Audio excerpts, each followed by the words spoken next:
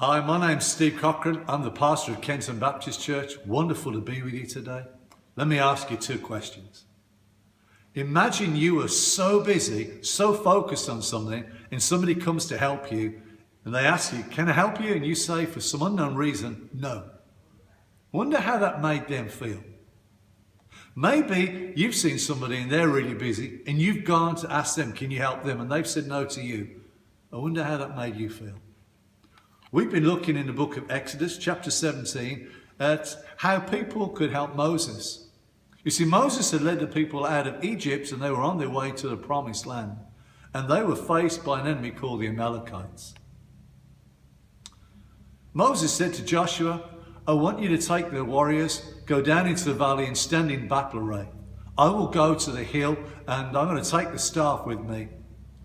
That's not just any staff. That's the same staff that Moses took with him out of the wilderness into Egypt. That's the same staff that Moses laid down at the feet of Pharaoh, which turned into a snake, which ate the snakes that the magicians put down. It's the same staff that Moses had when he placed the tip in the river Nile and it turned all the water to blood. It's the same staff that Moses had as he strides through the Red Sea to the other side. It's the same staff that Moses has as he climbs Mount Sinai, collects the 10 Commandments and walks all the way back down. It's the same staff that Moses uses to bang on the rock that brings out all the water at Rephidim, enough to refresh the people. Moses takes that staff and puts it in his hands. And as he holds the staff up, the tide of victory goes in favour of the Israelites, and the Amalekites are being beaten. But after a while, Moses' hands become tired. You see, he may have the staff that was given to him by God, but he's only human, and he starts to get tired. I wonder if you get tired. Maybe you have a ministry that God has given you, and you're feeling a little tired at the moment.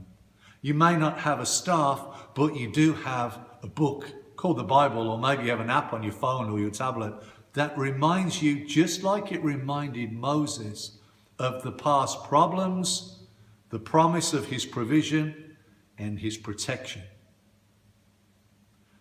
There were two other people on that hill. Their names were Hur and Aaron.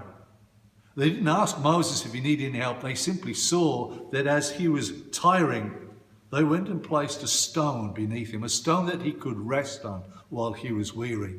We know that stone as Jesus. He's the stone the builders rejected for some unknown reason. They said no to him. Jesus said to us in Matthew's Gospel, come to me, all of you who are weak and heavy laden, and I'll give you rest. And then Hur stood the one side, Aaron stood the other side, and they raised Moses' hands. And then the most amazing thing happens. The tide of victory shifts, and the Amalekites now know what defeat tastes like, and Israel moves in victory. Friends, I wonder if that's a lesson that you and I could learn from this year. Perhaps we are too busy. Perhaps we've said no too often. We need to let go and let God. We need to let go, not of our responsibilities, but of our desire to be almost a control freak, to stay focused and miss the bigger picture. I wonder if that's something you could do today. I wonder if that's something you could do this week. Well, maybe as you see somebody suffering and needing help, maybe you could go to them, not ask them help, but kind of come alongside them, draw close to them, encourage them. God has encouraged his church today, and he's equipped the church today to help people face the future and walk away from their past. The past of hurt, desperation and loneliness, and to walk into a future full of hope. The very least you and I could do is pray for someone who needs that help.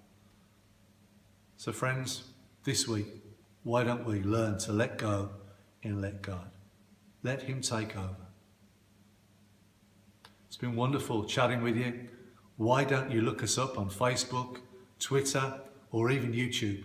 Why not even pop down to church? We'd love to see you. Till next time. Bye-bye.